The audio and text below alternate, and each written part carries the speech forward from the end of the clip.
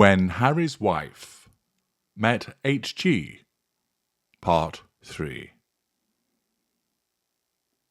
Hello, I'm HG Tudor, and thank you for joining me as I continue with my recollection of the first time that Harry's wife met me.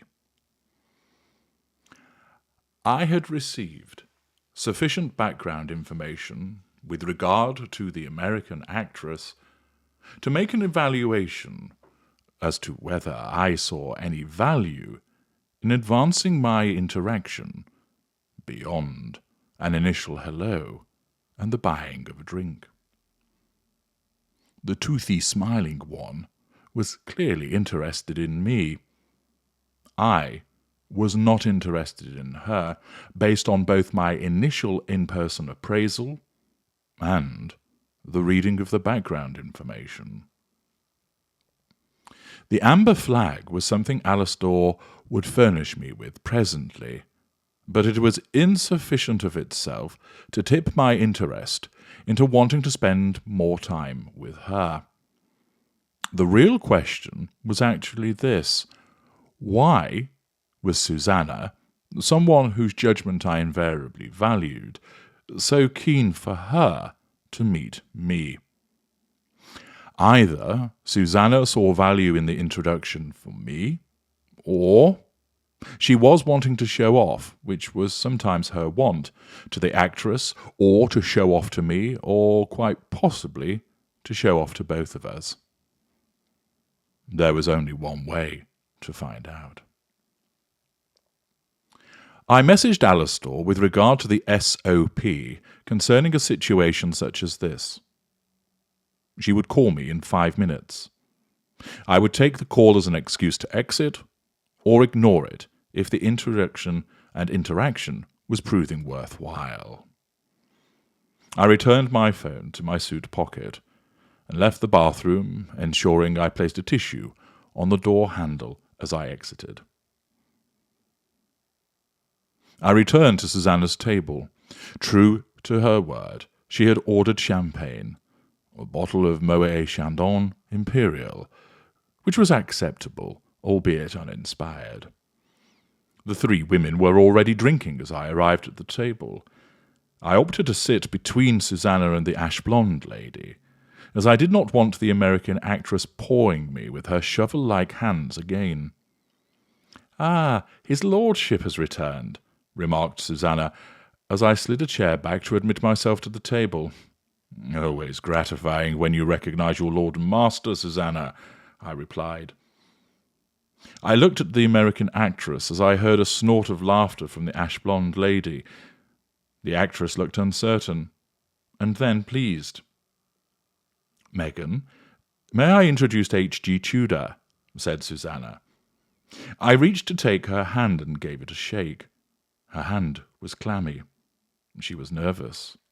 Good. Now, naturally, Susanna did not introduce me as HG Tudor. Susanna introduced me by a different name, a name which Susanna, and also those who were with me at the table, and those who knew me in this circle, the commercials, as I called this particular stratum of my fuel matrix, knew me by. Needless to say, it was not my real name. Utilization of aliases is second nature, and crucial to one such as me. Susanna sought to introduce me to the ash-blonde lady, Sophie, May. However, her attempted introduction was interrupted by the actress, declaring, in a low, purring voice, "You sound like royalty. Are you royalty, HG?" She immediately used my first name. "Is he royalty, Susanna? You should have said." She chastised Susanna, eyes wide with excitement, tapping her with one of those flippers she irritatingly repeatedly waved in the air.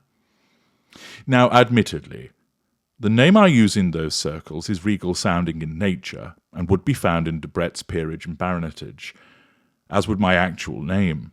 But before you go racing off sleuthing, you'd have over 2,600 pages to wade through. So I'll help you. Don't bother. "Oh, he thinks he's royal," replied Susanna. "Anyway, Sophie, may I introduce you to HG Tudor?" I took Sophie's hand and held it longer than I had in relation to the actress, and then sat down. "I see Susanna has opted for the Hackett's drink of choice," I remarked, nodding at the champagne, as I issued a put-down for Susanna after her "he thinks he's royal" remark. "Oh, I chose that," blurted the actress. Of course you did, I thought. Perhaps I should have set Alistair's time to 2 minutes. I was about to ask Sophie what her occupation was, but I wasn't afforded that opportunity, as along came the actress to speak again.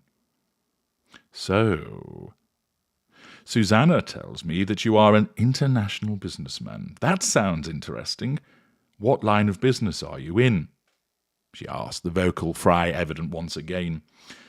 "Oh, I move things from here to there, and from there to here," I replied, as if I was reading a train timetable.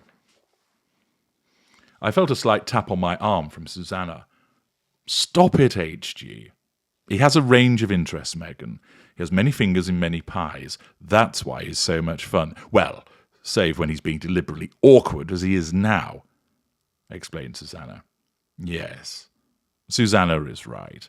I have a range of interests in a variety of worldwide companies, which gives me freedom to do as I please," I added, which was true, albeit only a small part of the picture. Susanna was unaware of my other, more specialized interests. "But what do you do, Meghan?" I asked, to see if her answer would accord with what Alistair had told me. She sat back and placed her champagne flute down, and in an exaggerated manner placed one hand down on the table and then another over the top of it. Christ, I thought, she is going to make a presentation to me, isn't she? "I'm an actress," she said, giving me the rictus grin.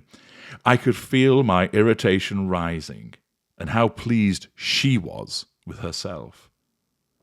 She was an unknown, and here she was, addressing me as if she was Eva Peron with a phalanx of microphones in front of her.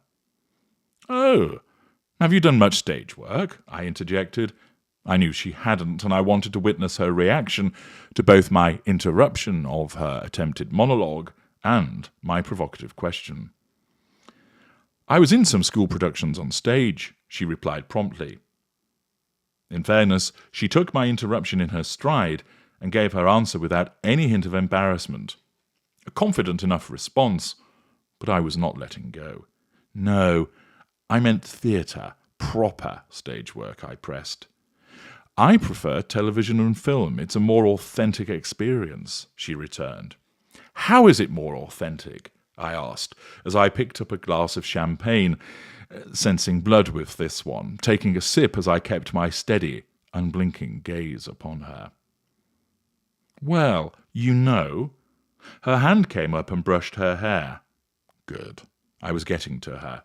"There's so much more that goes into a television production, like so many people." "I would consider that to be more artificial. Treading the boards is genuine. You are exposed, on your own, a bond driven by proximity of player and audience." "I suppose," she replied, "but television captures life," she added. I was sure that she had read that in a Chinese fortune cookie.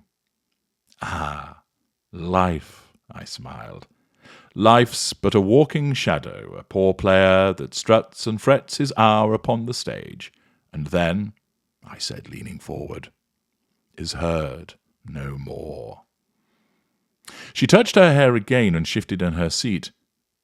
"Is that Shakespeare?" she asked uncertainly. I nodded. "Macbeth." "Oh, you're so English," she remarked, and gave a hollow laugh. I felt the ennui surging within me. Susanna laughed by way of encouragement, but I knew her well enough that inside she'd have found the actress's response equally vapid. "Meghan is currently in Suits," prompted Susanna. I was tempted to remark that, no, she was wearing a dress, but I restrained myself. "Yes, do you know it?" asked Meghan hopefully. "No. Is it about Savile Row?" I quizzed. The actress frowned and shook her head, and then did the placing of hands thing again, as she embarked on a monologue about who was who in the show, nobody I'd ever heard of, the plot, standard legal fare, what her role was, shag interest was how I'd describe it, as I half listened, but power-dressing Uber lawyer was the way that she described it. I felt my life draining from me, and the crushing tedium of boredom pressing down on me, as then, oh sweet salvation, I felt the buzzing vibration of my phone. "Excuse me," I said, as I reached for my phone. "I really must take this. I'm completing on a deal in Japan concerning new satellite technology." I stood up. I saw the disappointment in the actress's eyes, but also annoyance at my interruption, as if to say, "How dare you leave when I'm talking?" She was unable to hide it. Her response gave me a pleasing sensation, like a slight rush. I moved away from the table and spoke into the phone as I headed away to the lobby area, under the pretence of seeking out a quiet area to conduct my business. I duly thanked Alastor and ended the call. I opted to remain unseen in the lobby and sat down to check on various messages, which was far more productive than hearing about the fashion that was being worn on suits. As I was dealing with the various messages and emails, a text came in from Susanna. "Are you coming back? I have something to ask you in relation to Meghan."